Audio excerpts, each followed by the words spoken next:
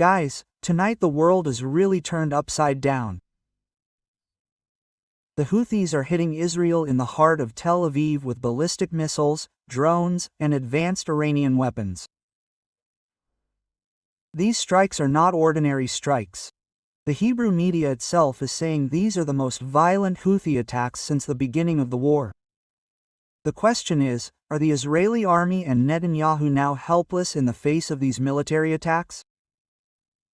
Or have we entered a major regional war that will change the entire shape of the Middle East? What happened today is not just news. This is a dangerous military escalation. The Houthi group, through its military spokesman Yahya Saree, announced that they had carried out 5 military operations inside the Israeli depth. These operations struck vital and sensitive targets inside Tel Aviv. The first operation targeted the headquarters of the Israeli Mossad, which caused large fires and huge losses.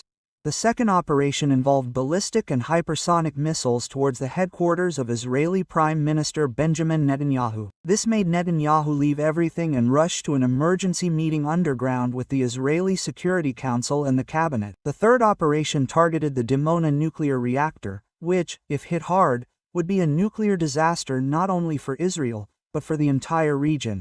Fourth, the destruction of an Israeli military base and an explosion in weapons depots. Fifth, striking a strategic Israeli port with advanced missiles with multiple warheads. The losses in Israel. Tel Aviv is literally on fire. Explosions are everywhere, fires are raging, and people are going down to shelters by the millions. The Hebrew media itself says this is an Israeli defense scandal.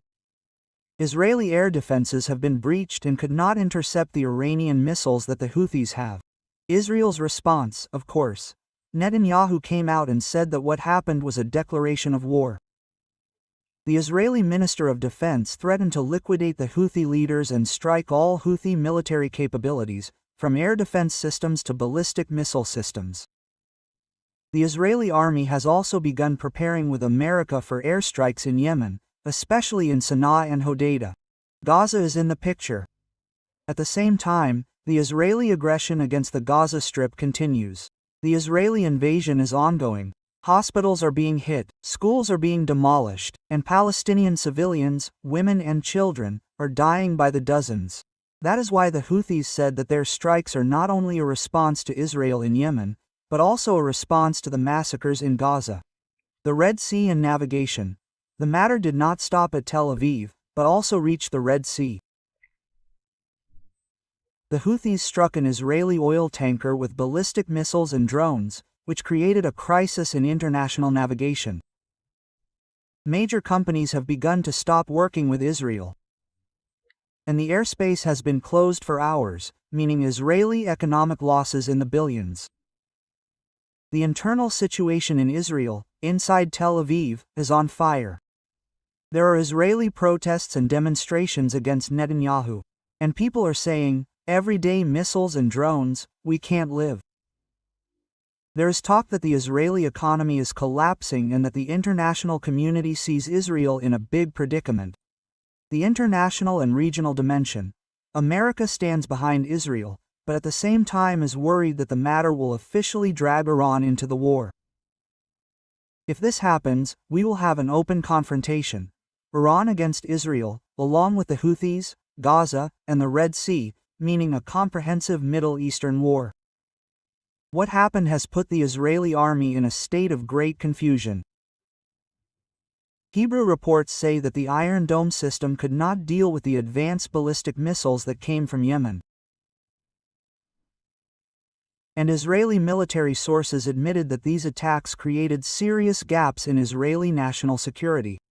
The most dangerous thing is that there are great fears of information being leaked from inside the Mossad after its headquarters was targeted. Even the international community has begun to ask how Israel, which says it has the strongest air defense, is being hit by these missiles.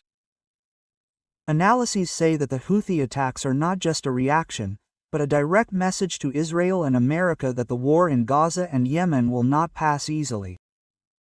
Iran is happy with what is happening, because it sees that this weakens the Israeli army and embarrasses Netanyahu in front of his people. At the same time, the Gulf states see that navigation in the Red Sea has become threatened, and that any further escalation will affect the entire global economy. In short, the issue is no longer just an Arab-Israeli conflict, but an open regional war that could drag with it the security of the Gulf and the security of international navigation. The issue is not just missiles and drones, but also cyber attacks. Reports say that the Houthis, along with Iranian hackers, were able to penetrate electronic systems in Israel. Even the internet and Israeli banking services were affected for hours. This confirms that the war is now not only military, but also an electronic and intelligence war.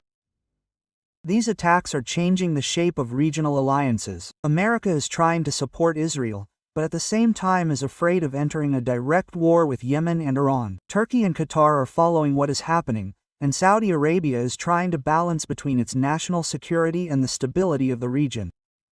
In short, the Middle East is entering a new phase, and everyone is thinking, will the old alliances remain?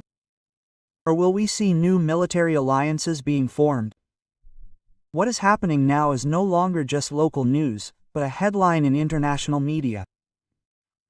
Channels like CNN, BBC, and Al Jazeera are working 24 hours a day to cover the Houthi attacks on Israel.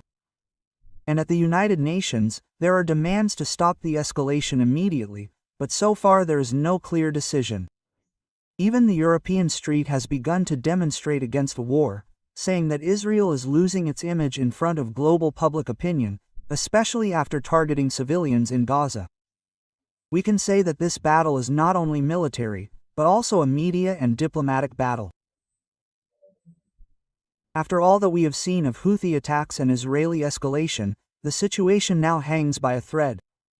Netanyahu is in isolation and under tremendous internal pressure from Israeli demonstrations. The Houthis are determined to continue missile and drone strikes on vital targets inside Tel Aviv. And in the middle, America and the international community are standing and watching, trying to balance between their interests and their fear that the war will turn into a comprehensive regional war. In short, we are now at the moment that will determine the shape of the entire region.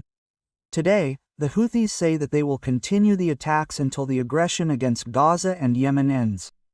In return, Netanyahu threatens a bigger and more violent war on Yemen. So the question is, are these attacks just the beginning? Or will we see a regional military escalation in the coming days that could turn all the balances of the region upside down? The answer is what the coming days will reveal. And if you would like to follow all the new and most dangerous analyses moment by moment, don't forget to subscribe to the World of History and Discovery channel and activate the bell button so that you receive all the new episodes first. Also, support us with a like and share so that the video reaches the largest number of people.